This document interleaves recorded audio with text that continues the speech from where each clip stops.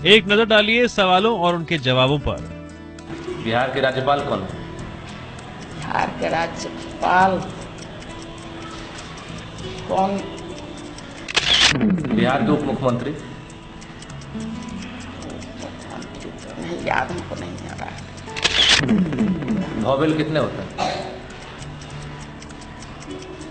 Consonant? हम English में नहीं बता सकते।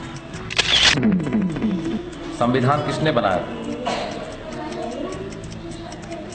बिहार में कितने जिले हैं?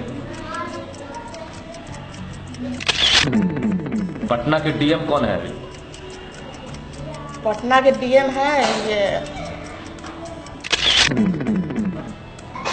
आपके डीईओ कौन है? जिला शिक्षा पदाधिकारी? ये तो है बिहार में कितने कमिश्नरी हैं? टेंस कितने प्रकार के? अभी तो देखिए टेंस?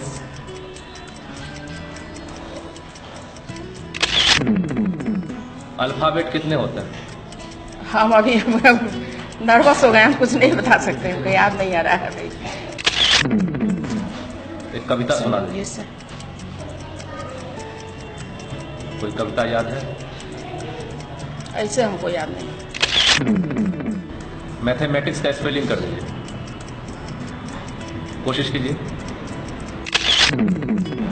इंग्लिश का स्पेलिंग?